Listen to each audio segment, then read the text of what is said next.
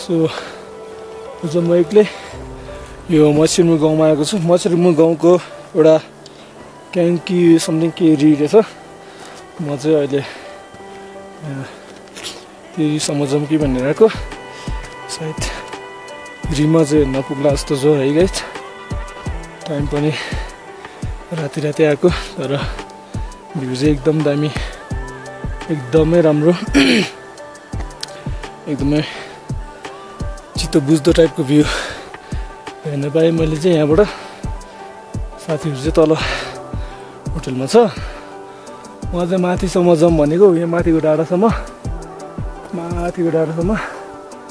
डाँडा त हेर्दा त नजिकै छ है, तर समय एकदम कम छ। रात पर्न आँटिसक्यो, 5 बजिसक्यो है, 5:30 हुन आँटिसक्यो। सही यहीँबाट फर्किनु पर्ला जस्तो छ। भोलि चाहिँ ग्रुपसँग आउनु पर्ला जस्तो छ है, बिहानै। अहिले चाहिँ मौसम पनि त्यति राम्रो छैन, त्यही पनि तल गाउँ चाहिँ पुरै छिकिरहेछ। अब हेर्नु सक्नुहुन्छ तपाईँहरूलाई, यो गाउँ चाहिँ यहाँ पर्छ, यो बादलमुनि। यहाँ बादलमाथि चाहिँ एकदम राम्रो भ्यू, एकदम चित्तो बुझ्दो भ्यू क्या, एकदम राम्रो। मैले चाहिँ यहाँ चाहिँ भ्यूहरूको एउटा दुईवटा फोटोहरू पनि खिचेँ। अनि सायद आजको लागि चाहिँ यति होला जस्तो छ। ठिक छ, यति नै भयो भने। तर भ्यू चाहिँ एकदम चित्त बुझ्दो, एकदम राम्रो। म माथि जाउँ भनेको, अब माथि त बाटै ब्लक होला जस्तो छ। माथि हेर्नु सक्नुहुन्छ, यस्तो हुस्सु लागिरहेको छ है। त्यो माथिको डाँडा जाउँ भनेको, तर पनि यहीँबाट भ्यू हेर्नु पाइगयो। अलिकति उता गएर हेर्नु पर्ला भनेको। सायद तपाईँहरूले देखाउँछु, म तपाईँहरूलाई अहिले देखाइहाल्छु है त।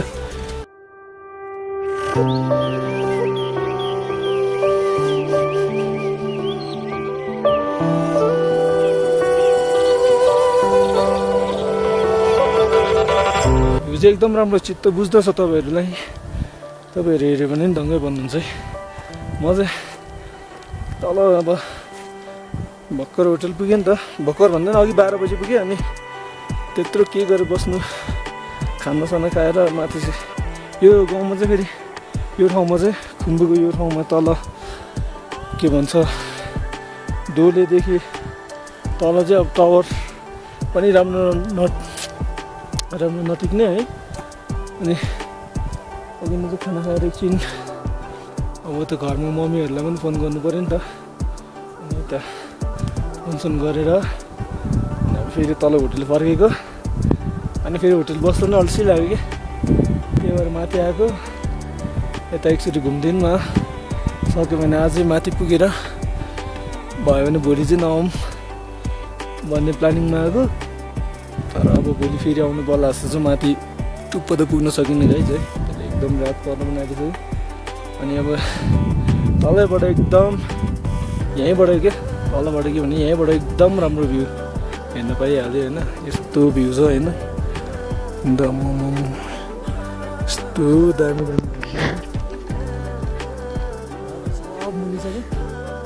धेरै अग्लो भएर होला कि सब मुनि जाँदाखेरि यो बादल मुनि चाहिँ गाउँ चाहिँ छ। गाउँ चाहिँ तपाईँहरू देख्नु सक्नुहुन्छ, मुनि छ गाउँ चाहिँ आफ्नो मुनि छ।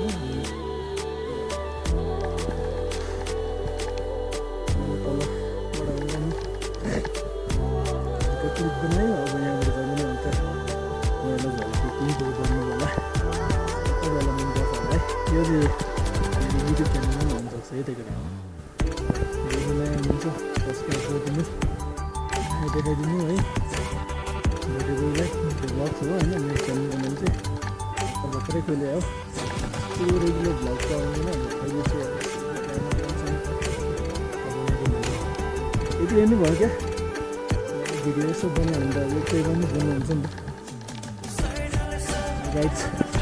भ्यू चाहिँ यति हो। म चाहिँ यहाँबाट फर्किनु पर्ला, तपाईँहरूलाई म देखाइहाल्छु बाटोमा।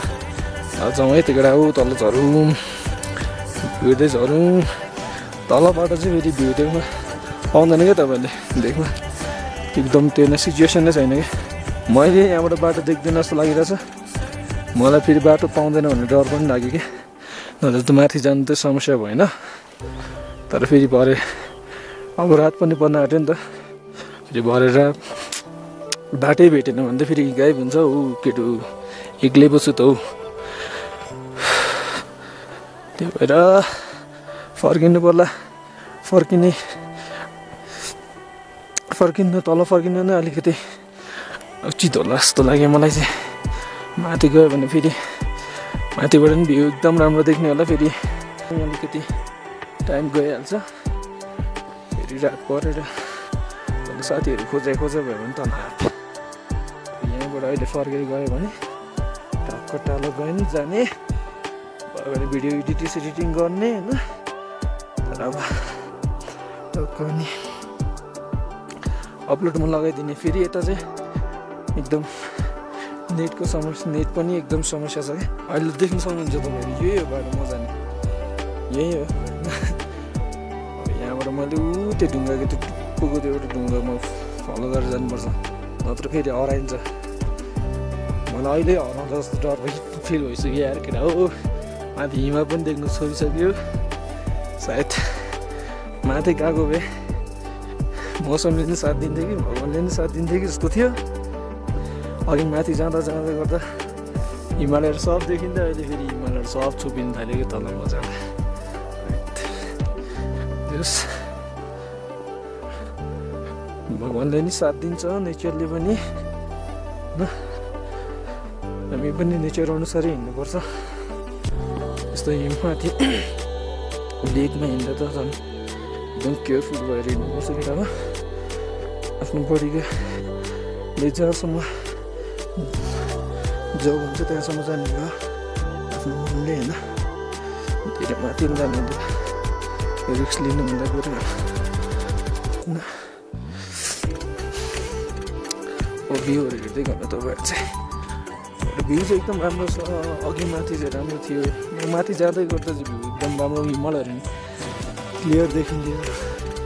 अब त म माथि जाने डाँडा पनि बन्द भयो, त्यो माथिको डाँडा अब तलै फर्किनु पर्ने जस्तै त्यो आइसकेर हौ है। त म तल जाँदा चाहिँ तपाईँले भिडियो गरेर देखाउँछ नि त।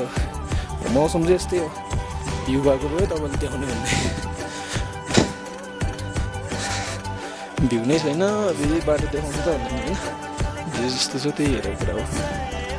See you in some beautiful place.